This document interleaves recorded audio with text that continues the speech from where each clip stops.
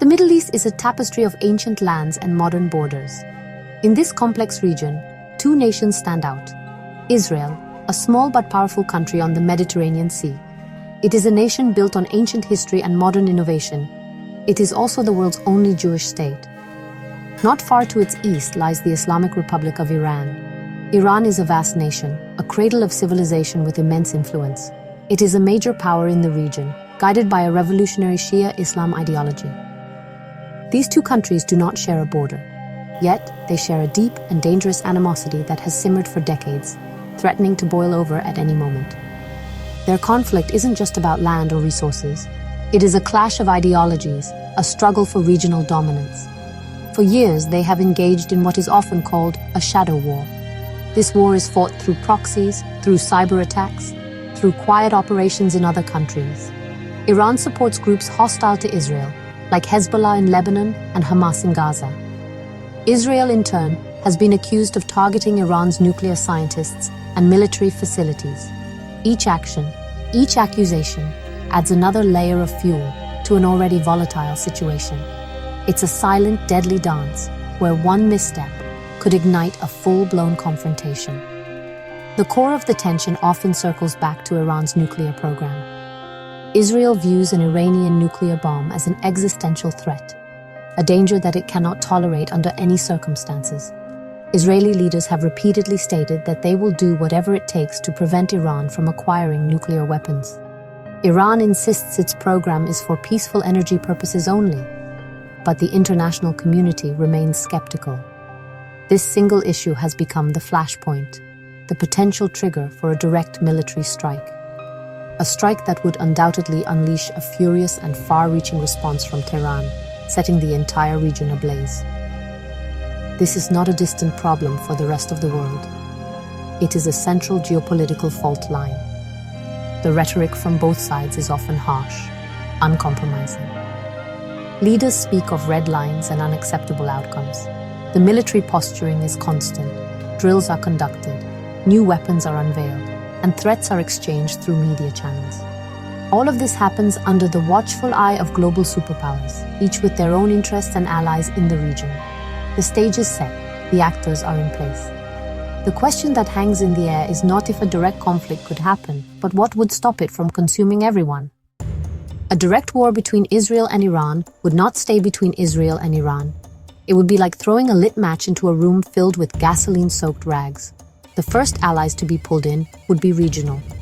Iran could activate its network of proxy forces.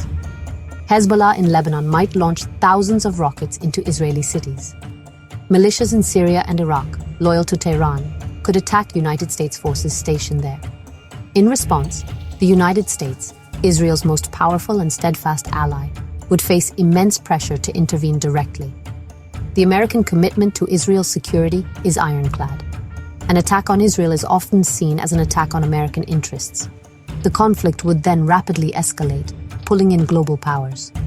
Russia and China have their own strategic partnerships with Iran. They might not join the fighting directly at first, but they would likely provide Iran with military supplies, intelligence, and economic support. They would use their veto power at the United Nations Security Council to block any actions against their ally. This would create a dangerous global standoff. The world would be divided into two camps, one supporting Israel and the United States, the other supporting Iran.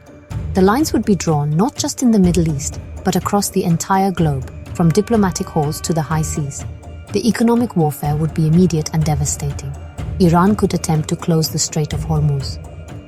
This narrow waterway is a critical choke point for global oil supplies. About a fifth of the world's oil passes through it every single day. Closing it, or even threatening to, would cause oil prices to skyrocket overnight. This would trigger a global energy crisis. Gas prices would soar. Industries would grind to a halt. Stock markets would crash. The economic shockwave would be felt in every country, rich or poor, creating instability and civil unrest far from the actual battlefield. The war would be fought not just with missiles, but with financial weapons. This is the nightmare scenario. A regional conflict that metastasizes into a global one. It's a chain reaction. One action leads to a reaction, which leads to another, each one more severe than the last. Alliances, treaties, and economic dependencies that tie the world together would become the very things that drag it into a wider war. The conflict would move beyond the deserts of the Middle East and into the daily lives of people everywhere. It would become a true world war, not because everyone is fighting, but because everyone is affected. The dominoes would fall one by one until the whole world order is on the verge of collapse. For people living thousands of miles away, the war would feel distant at first. Then it would arrive at the gas pump. It would appear on the grocery store receipt. The global energy crisis triggered by the conflict would make fuel unaffordable for many. The cost of transporting goods would surge. This means the price of everything from bread to bananas would increase dramatically. Inflation would run rampant. Families would see their savings disappear. The economic stability that people take for granted would evaporate, replaced by uncertainty and hardship. Suddenly, the war would be very real, felt in every household budget. Jobs would be the next casualty. A global recession, far deeper than any we have seen in recent memory, would likely follow. Industries that rely on international trade and stable energy prices would collapse. Airlines, manufacturing, and shipping would face bankruptcy.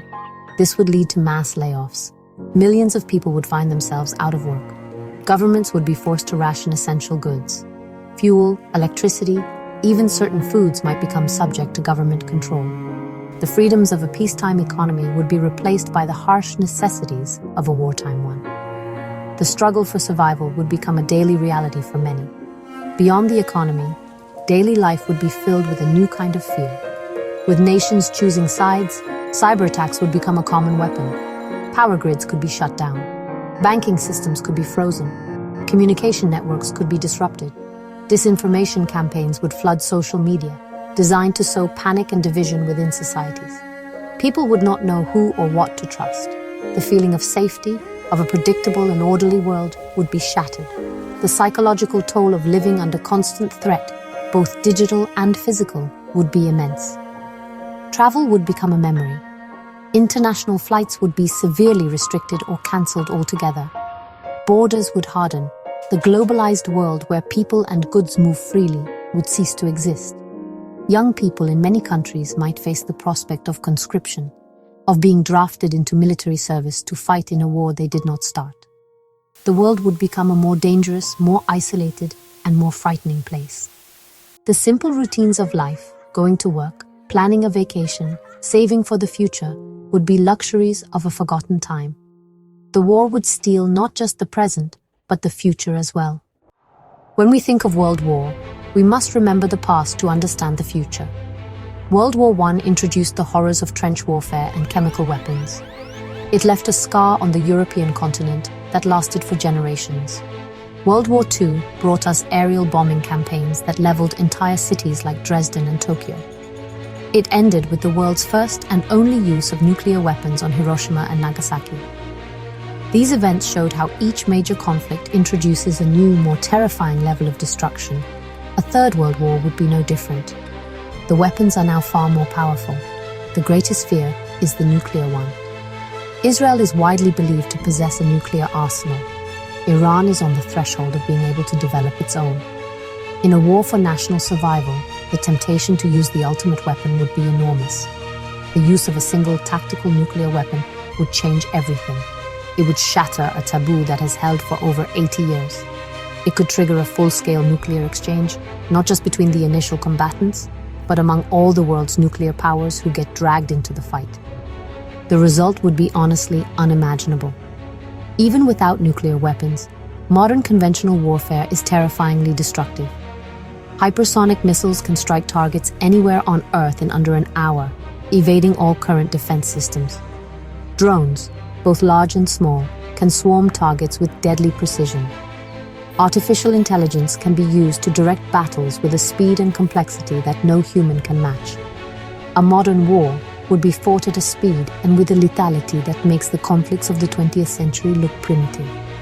The destruction would be faster, wider, and more total than anything the world has ever seen.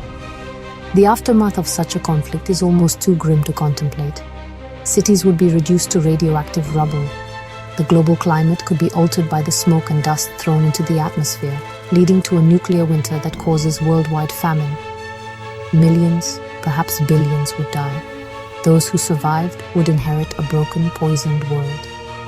The lessons of the past are clear. World War I was called the war to end all wars. It was not. World War II showed the depths of human cruelty. A third world war could be the war that ends civilization itself. This is the stake we are gambling with. The future is not yet written. The slide into global conflict is not inevitable. There is another path. A path of diplomacy, de-escalation, and dialogue. It is a difficult road, paved with mistrust and historical grievances. But it is the only road that leads away from the abyss. The first step must be a commitment from all sides to pull back from the brink. This means ending the heated rhetoric. It means opening direct or indirect channels of communication. It requires world leaders to choose the hard work of negotiation over the easy appeal of confrontation. It is a choice that must be made every single day. International organizations like the United Nations must be empowered to act as true mediators. Global powers, including the United States, China, and Russia, have a profound responsibility. Instead of fueling the conflict by arming their respective allies, they could use their influence to force a settlement. A new, comprehensive agreement regarding Iran's nuclear program is essential. One that addresses Iran's security concerns while providing verifiable proof to the world that its intentions are peaceful.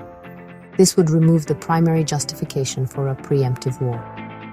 It is a complex task, but the alternative is infinitely worse. Citizens around the world also have a role to play. We must demand peace from our leaders. We must resist the drumbeat of war that often fills the airwaves and online forums. We must educate ourselves about the true costs of conflict, not just for the soldiers on the front lines, but for every family in every country. Peace is not a passive state. It is an active pursuit.